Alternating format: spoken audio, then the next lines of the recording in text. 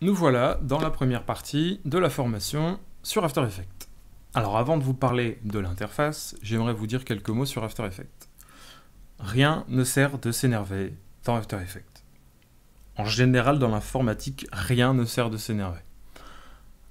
Parce que ce soit dans After Effects ou dans l'informatique, la plupart du temps, c'est une machine qui s'obstine à faire ce qu'on lui demande plutôt que ce qu'on veut. Et tout mon travail est de vous aider à parler correctement à votre After Effects, en quelque sorte. Donc, voilà, rien ne sert de s'énerver. Si jamais vous avez des problèmes, vous pouvez me contacter directement sur le site, et comme ça je pourrai répondre à vos questions et résoudre vos problèmes. Alors, normalement, vous êtes en standard. Si vous regardez en haut à droite, vous allez avoir Workspace Standard. Si vous utilisez un After Effects en français, je vous conseille de le mettre en anglais. Pour plusieurs raisons. L'une d'entre elles, c'est que 90% des personnes l'utilisent en anglais, que 90% des studios dans le monde l'utilisent en anglais, et que 80% des forums qui répondent à des questions ou à des problèmes sur After Effects sont aussi en anglais. Donc je vous conseille de le mettre en anglais, ça vous fera aussi une très bonne base et une très belle page dans votre CV en mettant que vous savez utiliser After Effects en anglais. Au cas où, je ferai quand même certaines traductions pour les effets ou pour certaines choses en français, il n'y a pas de problème, mais dans votre intérêt, mettez-le en anglais. Commençons tout de suite par la Tools Bar qui est ici en haut. Alors, on a l'outil sélection, d'accord, Selection Tools, dont le raccourci est V. Là, non, si j'appuie sur V, vous devez voir en transparent ici mon clavier avec la touche V qui s'allume en vert. Comme ça, vous allez pouvoir regarder exactement où j'appuie. Si jamais vous ne vous souvenez plus de touches que je vais vous donner en raccourci, au moins vous allez pouvoir vous les rafraîchir directement visuellement grâce à l'opacité du clavier que vous avez sous les yeux. Ensuite, on a l'outil ici, le Hand Tools, qui va servir à déplacer la vue, pas les objets, hein, la vue, au sein de la composition ou au sein de la timeline ou au sein de votre projet. Alors si on fait V, on a l'outil sélection, et si on fait espace et qu'on reste appuyé sur espace, on va avoir l'outil Hand Tools qui va pouvoir nous aider à nous balader dans After Effects, d'accord? Et si on lâche, hop, on retrouve l'outil sélection, et si on appuie sur espace, on récupère l'outil de Hand Tools pour se balader. Ensuite, on a l'outil ici, le Zoom Tools, qui personnellement, je n'utilise pas du tout. Parce que j'ai d'autres raccourcis que d'aller faire Z et d'aller choisir plus ou moins en fonction de là où je veux zoomer.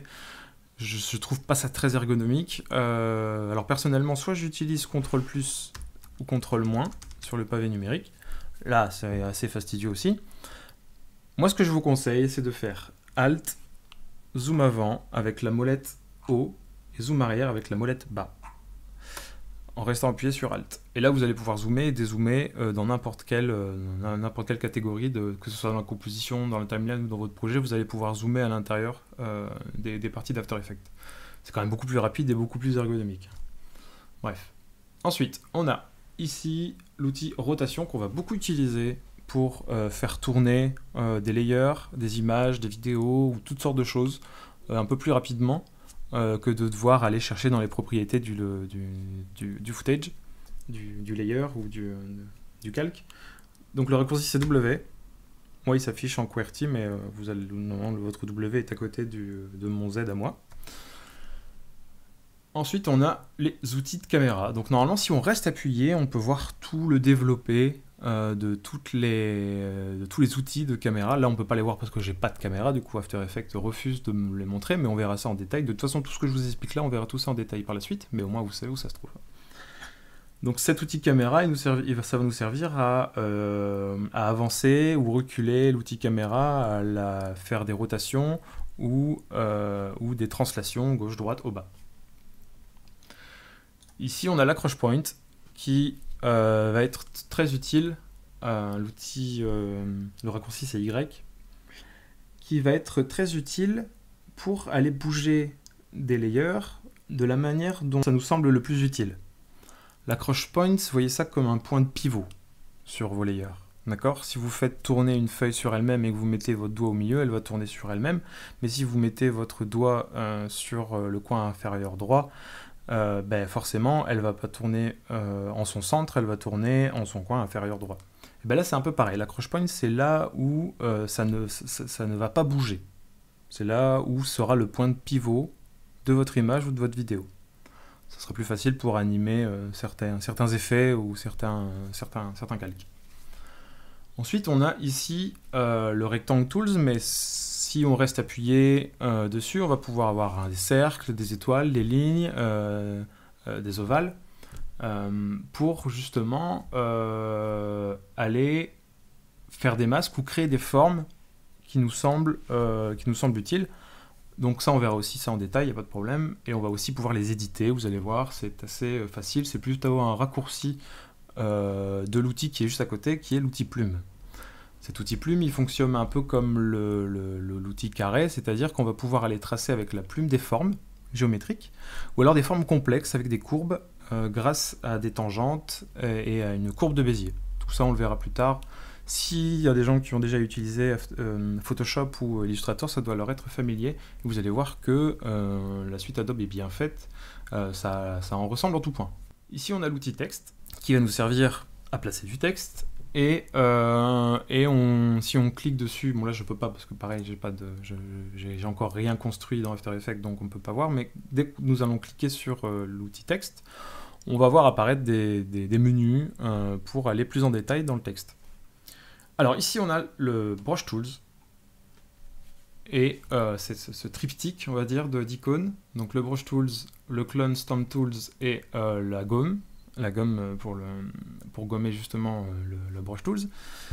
Je ne les utilise jamais pour une simple raison. On va les voir, il n'y a pas de problème, on va les voir. Mais moi, je ne l'utilise jamais pour une simple raison, c'est que c'est très coûteux à After Effects. Ça lui demande énormément de ressources.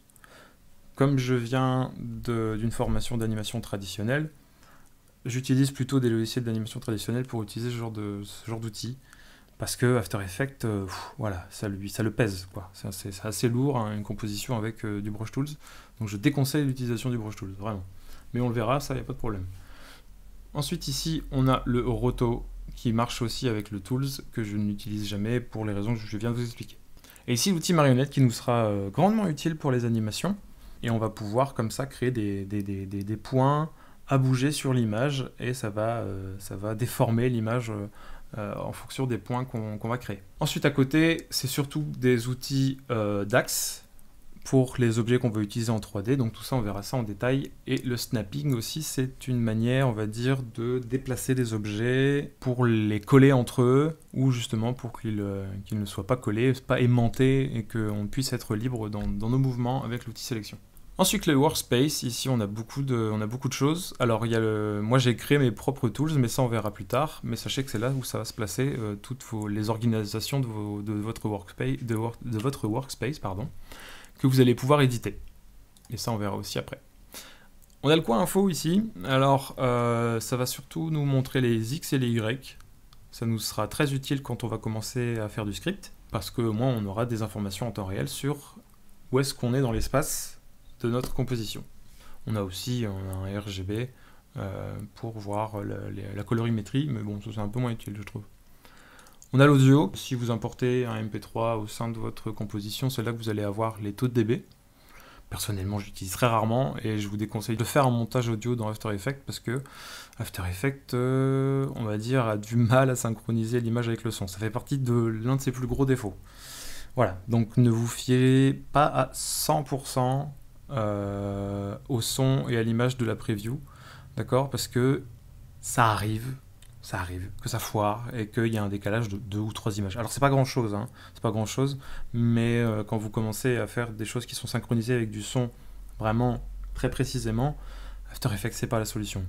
Donc c'est une très bonne base, d'accord, on travaille avec le son sur After Effects, c'est très bien, mais je vous conseille d'exporter ce que vous faites avec du son et de le monter vous-même sur un autre logiciel, Premiere Pro, Vegas, vous choisissez ce que vous voulez, mais qui soit plus facile et surtout plus précis avec la synchronisation du son et de l'image. Parce qu'After Effects, ça arrive qu'il y ait des problèmes. Ensuite, on a ici la preview. Alors, Quand vous cliquez sur un panneau, ici, vous allez pouvoir descendre un peu et remonter.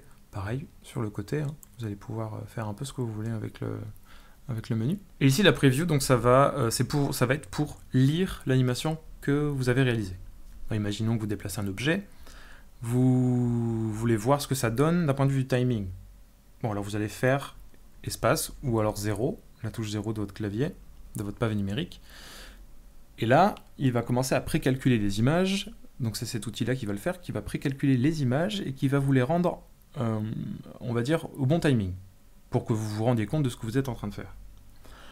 Donc dans ce menu-là, vous allez avoir plein de réglages à faire pour alléger le rendu, parce que c'est juste une preview, hein, d'accord, on n'est pas obligé de le mettre en full qualité toujours pour voir si l'objet bouge bien. Donc c'est là qu'on va aller chipoter pour aller baisser la résolution du rendu, pour lui demander de shunter des frames, d'enlever des frames, pour virer certaines frames qui nous importent peu, juste pour voir le défilement de l'animation par exemple, et surtout voir les zones, s'il y a certaines zones qu'on veut voir plus précisément et que le reste nous importe peu, ben c'est là qu'on va pouvoir régler ce genre de choses. Donc ça nous sera très utile et on verra ça en détail, ne vous inquiétez pas. Ensuite, juste en dessous, on a effets et presets. C'est là où on va aller piocher nos effets dans les presets d'After Effects. Donc c'est là, par exemple, si on veut changer la couleur, la colorimétrie de notre image, c'est là qu'on va les piocher. Si on veut aller ajouter, je ne sais pas, de la lueur, par exemple, c'est là aussi on va aller piocher directement des effets d'After Effects. On verra aussi tous les effets en détail dans la suite de la formation, où je vous expliquerai vraiment en détail les FX les plus utilisés et ceux que je préfère. Il y a vraiment une flopée énorme, que ce soit de l'audio ou de la 3D, ou alors déjà des effets particules ou des effets qui sont déjà préfaits. Ici, on a la librairie. La librairie, ça vous servira si vous avez la Creative Cloud, ou si vous voulez partager des fichiers en Creative Cloud avec des collègues, par exemple. Là, vous allez pouvoir les partager entre vous. Ici, on a la timeline, ce qui fait partie du gros morceau, hein. Ça va être là où va se retrouver les images que vous allez animer directement dans votre composition. La lecture est à la fois horizontale et verticale. Là, c'est le temps, d'accord?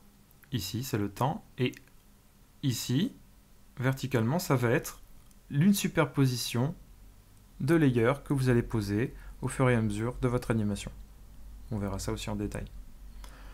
Ici, c'est le coin composition. C'est là où vous allez composer votre image. C'est là où vous allez avoir ici une prévisualisation de ce que vous allez faire. C'est là où vous allez travailler. C'est votre bureau, quoi, en gros. C'est votre écran. Ça sera au format que vous voulez. Et c'est aussi à la résolution que vous allez le mettre. Donc ça va être là où vous allez regarder le plus souvent pour voir à quoi ça va ressembler. Et ici, on a projet. Alors votre projet, ça va être votre chutier, en gros. Ça va être votre bibliothèque, si vous préférez. C'est là où vous allez importer tous les fichiers que vous voulez, aussi que vous ne voulez pas forcément mettre tout de suite dans votre composition, mais c'est là où vous allez pouvoir aller chercher dans votre poche et les sortir des images, des vidéos, des sons, toutes sortes de choses que vous allez vouloir mettre au sein de votre composition. Et vous allez les glisser dans la timeline, et une fois qu'on les aura glissées dans la timeline, elles vont apparaître dans la composition, et une fois qu'on voudra voir à quoi ça ressemble, on ira dans Preview pour aller voir ce que ça donne en temps réel. Voilà. Alors normalement, pour certaines personnes, vous allez avoir ici en plus, normalement, un deuxième outil qui s'appelle Effet Control. Hop, voilà. Effet Control. Si vous ne l'avez pas, vous faites Windows, Effet Control, et ça va venir directement se coller ici. L'effet Control, ça va être pour voir les effets que vous allez ajouter sur une image. Imaginons que vous allez vouloir importer une image, vous l'importez, vous la mettez dans votre timeline, cette image va se retrouver dans votre compositing, dans votre composition. Vous allez ajouter un effet pour changer la couleur de cette image. Eh bien, si vous voulez voir les paramètres de l'effet, si vous voulez changer les paramètres de l'effet que vous avez sélectionné sur cette image, vous allez sélectionner l'image et dans Effet Contrôle, vous allez avoir tous les effets que vous avez ajoutés sur cette image pour pouvoir les régler. On a fini avec l'interface d'After Effects, c'était assez sommaire. On va voir chaque petit détail dans la suite. Voilà, allez, à tout de suite.